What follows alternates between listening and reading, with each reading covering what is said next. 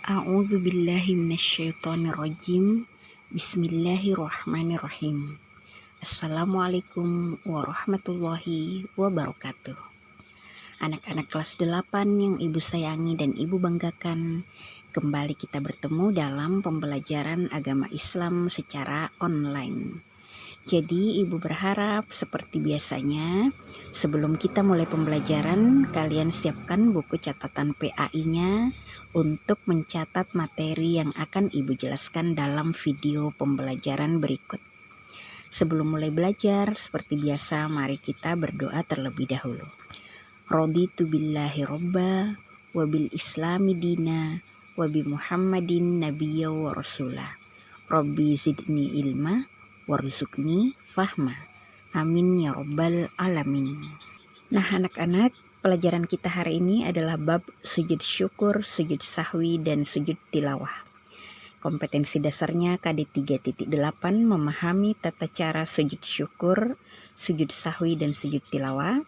Kemudian indikatornya adalah menjelaskan pengertian sujud syukur, sujud sahwi, dan sujud tilawah, mengidentifikasi tata cara sujud syukur, sujud sahwi, dan sujud tilawah, serta menjelaskan hikmah sujud syukur, sujud sahwi, dan sujud tilawah.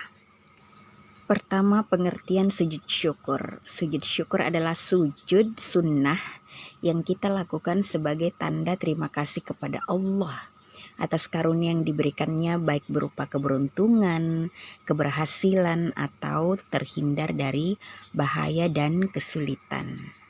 Nah, bacaan sujud syukur adalah Subhanallah walhamdulillah wala ilaha illallah wallahu akbar wala haula wala quwata illa billahil aliyyil azim.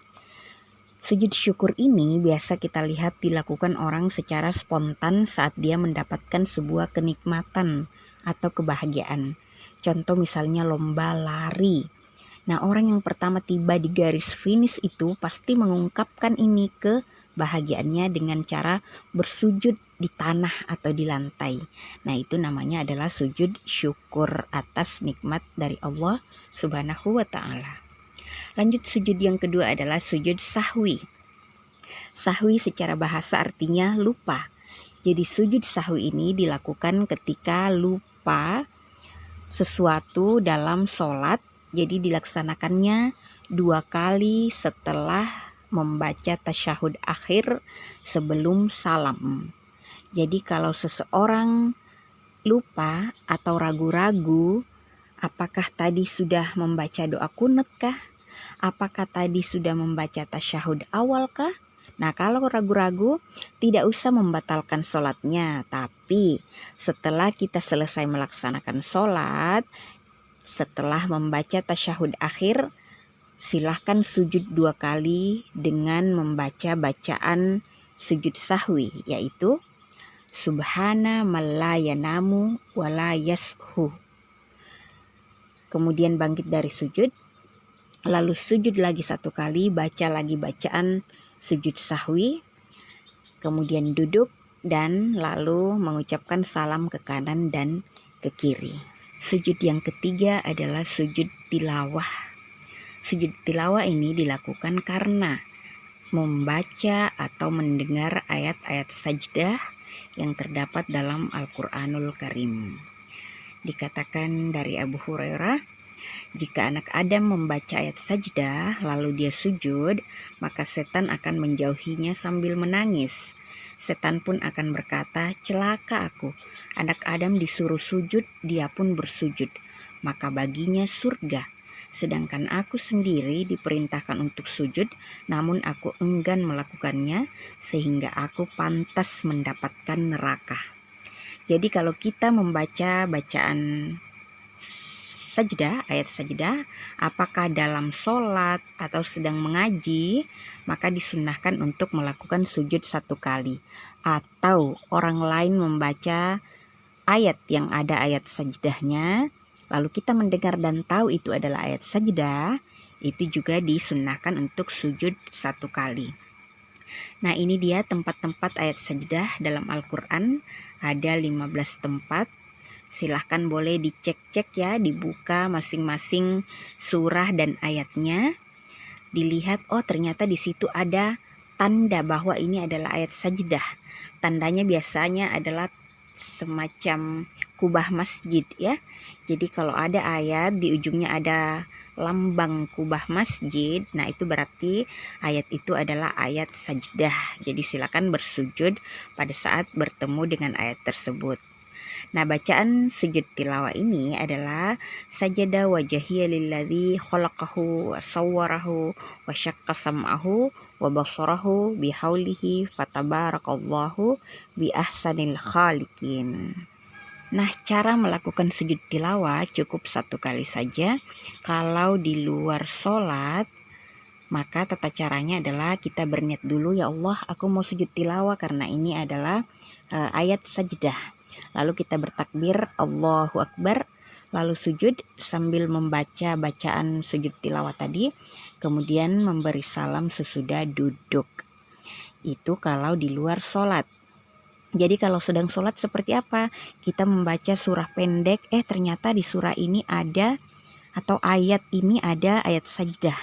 Jadi begitu sampai pada ayat sajdah itu, kita langsung sujud ke lantai, membaca bacaan sujud tilawah. Habis itu langsung berdiri kembali dan melanjutkan lanjutan ayat atau surah yang kita baca tadi. Kemudian melanjutkan sholat seperti biasa. Lalu apa hikmahnya jika kita membiasakan melakukan sujud-sujud sunnah tadi? Yang pertama sujud syukur. Kalau kita membiasakannya maka Allah akan selalu terasa dekat dengan kita. Kenapa? Karena kita selalu mengingatnya. Begitu mendapatkan kenikmatan kita sujud syukur. Begitu selamat dari musibah kita sujud syukur. Jadi kalau kita ingat kepada Allah, otomatis Allah juga akan selalu dekat dengan keseharian kita, dekat dengan hati kita.